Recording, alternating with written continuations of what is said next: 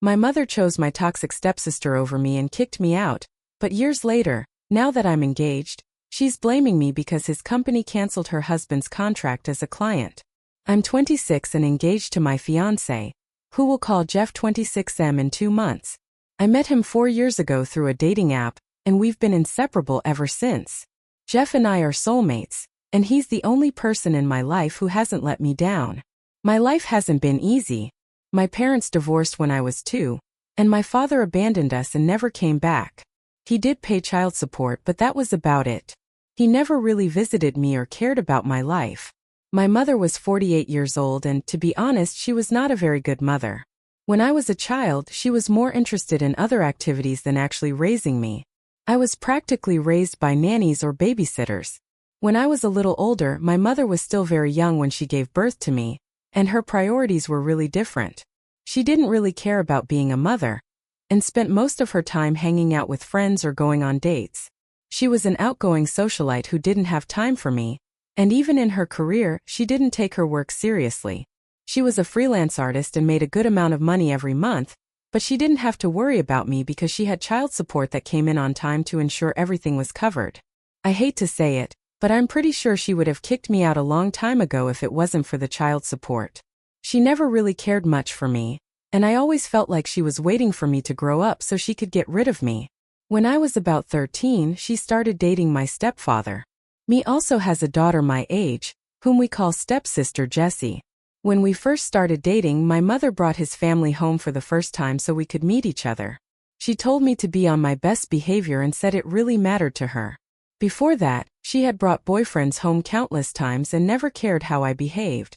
She usually just told me that there were guests coming over and I would take that as a sign to go to my room and stay there until they left, but this time I felt that she was serious about the guy because otherwise she wouldn't have cared about my behavior. Let me make myself a little more clear, if she wasn't serious about Matt, she wouldn't even care about my presence in the house. The first time I met him and his daughter, they were pretty nice to me and it was a nice first meeting. I didn't know what I was about to face after the first meeting. When he started coming over frequently, it got more and more frequent to the point where it was like they were actually living together. I didn't mind, it didn't bother me in any way, so I had no reason to care about them as long as they let me continue living my life. It was like that for a long time. They were practically living together, and occasionally Jessie would come over too. Her mother was still a part of her life, so she would spend half the month at her mom's. At first, they were either polite to me or ignored me. To be honest, I didn't really care because I didn't really care about either of them, not even my mother. So it was hard for me to care about someone who had to do with her. All I wanted was my own peace and quiet, and for a while I got it, but then they decided to live together permanently and actually moved in. Now I don't even care about that, but my mother tells me that now that they're going to live together, I have to start sharing a room with my stepsister. I firmly disagreed, and I told her I would not do it because it was my room. It had always been my room. It was the only thing that gave me peace, and in that house I had a corner of my own. I would not sacrifice my freedom by sharing a room with someone I hardly knew. When I told my mother I would not share my room, we had a big fight about it, and she told me that if I didn't do what she said, she would throw me out of the house. I was 14 years old, and although I was young, I knew the law. I felt I had to do it because my mother was the kind of person you could never trust. Besides, it was common sense, and I knew she couldn't actually throw me out, and unless I turned 18 she could get into trouble with the law, so I told her I knew she couldn't do it and she was just bluffing. She was frustrated but had to give up the room, so she decided to convert the basement into Jessie's room. It was actually a pretty good place, just not as good as my room, but my mom put in a lot of work to make it look nice and comfortable. It was just as nice as the rest of the house, so I didn't really see what the big deal was, but somehow it was right around the time Jess started to hate me, probably because the day she moved in with us, my mom showed them around the house and made a point of telling everyone that Jess would have to live in the basement because I wasn't ready to share my room. I don't understand why she announced something like that. I can't think of a reason why she did it. Maybe she wanted to announce it in front of Jess to make me feel guilty, but it only made me feel a little strange and uncomfortable. It made me feel embarrassed for her, but I don't regret sticking to my guns. Maybe she just wanted to put on a show and let Jess know that I refused to share my room with her. This inevitably led to problems between us, because Jess didn't seem like the kind of girl who would let go of old grudges. My mom was right. Jess didn't forget about it, and from that day on she started to treat me like an enemy. She still spent half the week with her mother, but the days we spent together were just awful for me. She was a danger to society and she held a grudge against me. She would often speak ill of me and say nasty things about me to my face, letting you know what she had said to me, that she thought my father had left my mother because of me, and then she would laugh about it as if it was funny. She would make fun of my appearance because I was a bit overweight at the time. At school, Jess had a group of mean girls and she never missed an opportunity to bully me with her friends. Earlier on, she and her friends would usually ignore me, and I would rather we never became friends, but it was much better than becoming her enemy. The saddest part is that I haven't even done anything to her. She's just offended because I don't want to share a room with her. It's a pretty stupid reason for her to hate me so much and try to make my life a nightmare. My room is my safe space, and with a mother like mine, I don't think anyone could blame me for wanting my own space. If any of them had ever made an effort to really get to know me, I might have shared a room with her, but she was a stranger to me and I was not willing to give up my freedom for her. I never complained about this to my mother or Matt, because they knew about it and it would have been pointless to say anything to them. They didn't care. I could have been bullied all my life and they would still have turned a blind eye to it because I didn't matter, so I just had to put up with it and take it lying down. I would occasionally rebel, but quickly realized that it only escalated the argument. My parents would get involved, and I would end up grounded because of course they hated me.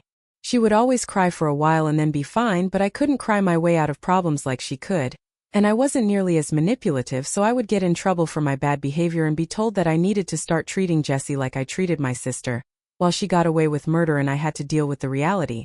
It was a terrible environment to grow up in, and I hated my life, so around my 18th birthday I was finally kicked out.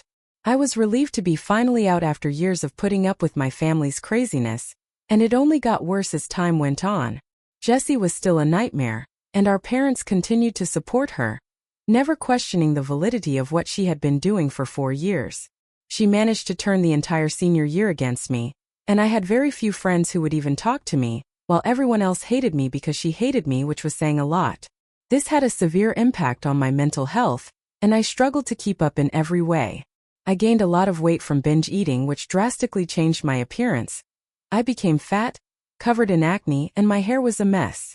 I was also struggling to keep up with my grades, and not only did I not look good, but I also seemed stupid to everyone else. I had literally nothing, and I was at an all-time low.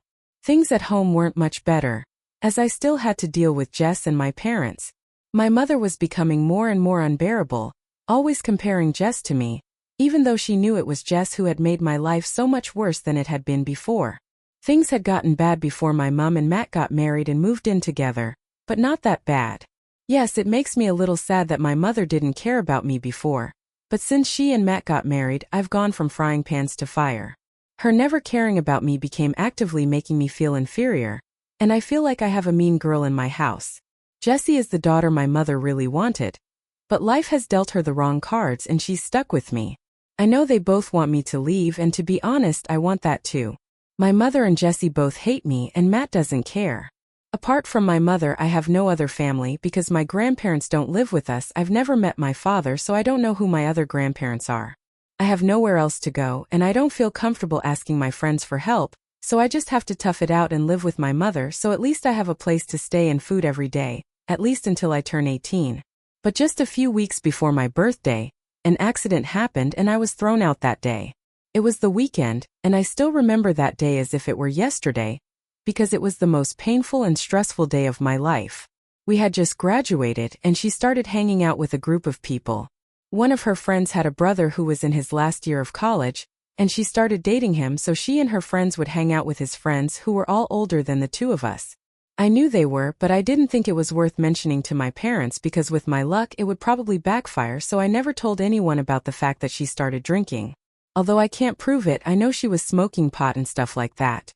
I never got into any of that stuff because firstly, I never had cool enough friends to get my hands on alcohol, let alone drugs, and secondly, I was already struggling with my weight and grades and I didn't need to add alcohol and drugs to the mix. I already had enough to do. But that day I probably forgot to lock the door before taking a shower, and then I heard someone knocking on the bathroom door. My mom yelled at me, demanding that I come out immediately. I quickly got dressed and tried to see what the fuss was about. When I came out of the shower, my mom, Matt, and Jess were waiting in my room, all of them with serious expressions on their faces. My mom had taken out a pile of empty beer bottles from under my bed. And even worse than that, a giant plastic bag containing who knows how many grams of wheat. I knew it wasn't mine and neither was it Jess's, but my parents didn't know that, and I guess she somehow put it in my room while I was away. When I was away, then told my mom about it, they started to get mad at me, yelling at me and saying what a terrible person I was. She not only yelled at me about drinking and drugs, but also started screaming at me that I had completely let them down. She complained that I had eaten all their food, that I was a waste of space, and she was sure that I would never amount to anything and would just live with them and waste their money. I tried to tell her several times that none of this stuff belonged to me, and that I didn't even know how it got in my room, but she didn't believe me. When I tried to hint that she might just be leaving things in my room to get me into trouble, she lost her temper. She started shouting at me, saying that I was always jealous of her and that I could never measure up to her, which is why I tried to shift the blame. I was crying like a madman, but even that didn't seem to matter to her, who continued shouting at me. After a while, she stopped shouting at me and said that I had to leave. I didn't know what she was talking about, so I asked her where I was supposed to go. She told me that she didn't care when I left, but that she just wanted me out of the house because she said She told me that she was going to call the police and have me arrested, that I was almost 18 anyway, and they would take drug charges very seriously. She told me that she didn't want to live with an addict who would spend all of her money and resources, and that I would have to take care of myself now because she didn't want to play happy family with someone who wasn't even worthy. I kept begging her not to throw me out, because even if I wanted to leave, I knew I had nowhere to go and I didn't have enough money of my own, but my mother simply didn't care.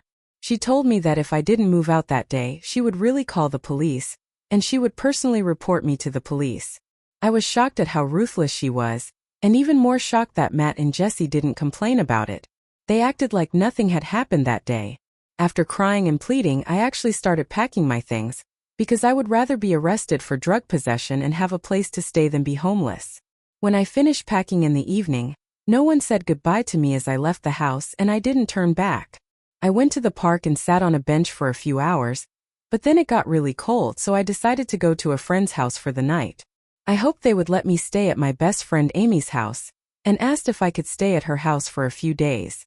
She had known what kind of people my parents were for a long time, and I didn't have to explain much. I told her what had happened that day, and she was shocked.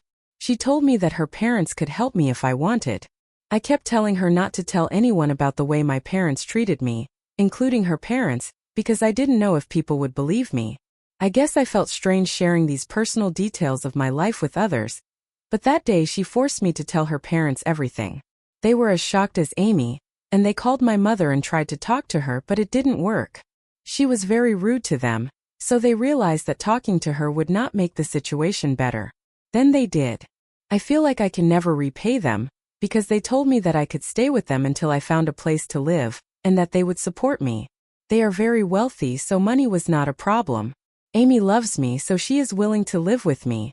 I lived with them for the next few years and attended a community college, because it was the only place that would take me as my grades were so bad. I started working and saving money to find my own place, but Amy's parents made sure I never felt pressured to move out, and made it as comfortable as possible for me to stay. About 3 years ago, I finally saved enough money to move out.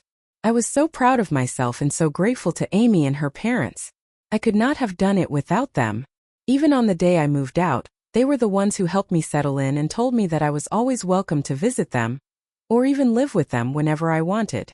Visiting them or even living with them was a turning point in my life. By then I had lost a lot of weight and my health had improved a lot. I felt better and had let go. I also had enough income to support myself, and I had spent a lot of time working hard to improve myself, so I decided to start dating because I wanted to get married eventually and I had to start looking. Before I met Jeff, I met a few guys, but it always fell apart. It really developed, and after I met Jeff, I finally understood why, because Jeff and I were meant to be together, and the other guys I met before him were just for fun, that's all.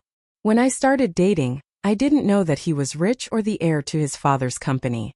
I just really liked him because he was funny and sweet, and he seemed to like me too. After a few months of dating, he introduced me to his family, and I learned that they owned a restaurant chain and that he would be taking over his father's business in a few years. Now, many people might think that knowing how rich he is might change my relationship with him, but honestly, I still see him as the same person I used to know. This information has not changed anything.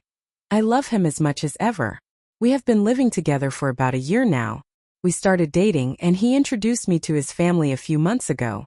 Everyone in his family really likes me, and we get along very well. Everything is just perfect, so when he recently asked me if I would marry him, it was easy for me to say yes. We've been engaged for 2 months now and everything has been going really well. But about 2 weeks ago I received an email from Jess, someone I hadn't spoken to for almost 8 years, since I was thrown out of my family home. I don't know why she would contact me now, especially to make amends. I feel like the time has passed and neither of us care enough to even try to fix the situation. I was really confused when I read the email and realized that she was apologizing to me for everything that happened in the past and admitting that she was a complete nightmare. She actually admitted to planning everything in my room because she wanted me to get kicked out because she just hated me for no reason. I don't know why she would admit to all this after all these years, and I knew there was something off about the whole thing. The timing was also suspicious because I had just gotten engaged, and I knew she had to have known about it because I had posted the news on social media, and we did go to the same high school, so someone must have told her. It was all very suspicious, so I decided to look into it. As it turned out, the man that Jess married happened to be the owner of the plastic container supplier for Jeff's restaurant takeout. For me it was easy. I just needed to fake a profile, follow her and then access her husband's page. He mentioned his work in his profile, so it was a relatively straightforward process. And I already knew a lot about Jeff's business because after his father retired we had planned to run it together, so I was already learning how to run a business. When I found out that he was dealing with this person, I immediately told Jeff. Over the past few years I have tried not to think about my past because I just want to move on, so I haven't followed my family online and I've told my friends never to tell me anything about them, so I never knew that Jessie had married and had been married for several years, but when I found out that her husband was actually dealing with us, Jeff and I decided to cancel our contract, which has cost us a lot anyway. More importantly, I don't think I will ever have anything to do with that woman again, not even in a business capacity. Jeff also told me that he had been significantly downsized from the beginning, that they were already considering not working with him anymore, and were in the process of negotiating with another supplier who offered lower prices and better product quality. So last week, a few days after I received Jeff's email, Jeff decided to meet with her husband and cancel the contract, but Jess somehow believes that I am deliberately retaliating against her, and has accused me via email and social media posts. We haven't been in contact for nearly 10 years, but she still believes that I bear a grudge against her. I may indeed do so, but that is not the real reason her husband lost our contract. She posted a few days ago saying that a lot of customers were lost anyway and that was the final straw, but she claimed that I did it just out of revenge, which is obviously very unprofessional of us. She tagged our Facebook page in the post, and it's really messy now. I kind of feel sorry for her because she mentioned in the post that she and her husband have been losing customers. Okay, I admit that part is personal, but a lot of it is also professional. I don't think Jeff and his father would give up her husband as their supplier just because of what I said. Nevertheless, I kind of sympathize with her, Ida, for making my fiancé stop working with my estranged stepsister's husband. Update: well, Jeff has already spoken to his father's lawyer, and his father thinks we're doing the right thing, so we're going to sue them through the legal system, demand that they delete that post, and accuse them of defamation because the guy charged us a high price but delivered a product that fell short of expectations. If we can get better service elsewhere, we'll obviously go there. I happen to be married to the owner of that company, and instead of running it better, she decided to go on social media and try to slander us. It's ridiculous that I'm feeling sympathy for her after all she put me through. But you guys have really opened my eyes and I really appreciate it. A lot of you have really been very supportive and I really appreciate that. Comment updated 2 days ago: Jeff and his father filed a defamation lawsuit against Jess and her husband, and we may meet with a court-appointed mediator within a week. But in the meantime, my mother has once again taken it upon herself to protect her poor little stepdaughter. This is ridiculous. I feel like I'm back in high school, but luckily I'm not actually back in high school, and I can say whatever I want about them because unlike back then I don't have to live in my mother's house, so she can cry all she wants, but it won't change anything. Jess has been trying to contact me for the past few days since she was served with the summons, but I've blocked her and moved on with my life. I don't need this negativity surrounding me. I'm engaged to be married to the man of my dreams, and the last thing I need is her and her crazy stepdaughter in my life again. Update 3: hey, let me quickly tell you, first of all, we won the defamation lawsuit, which wasn't hard because my father-in-law's lawyers are all big sharks, and they put an end to her and her husband. Yes, maybe they will now focus more on their business and really meet the expectations of their clients. They had to pay for what they had said. We reached a settlement and now it's all over. We can finally concentrate on planning the wedding.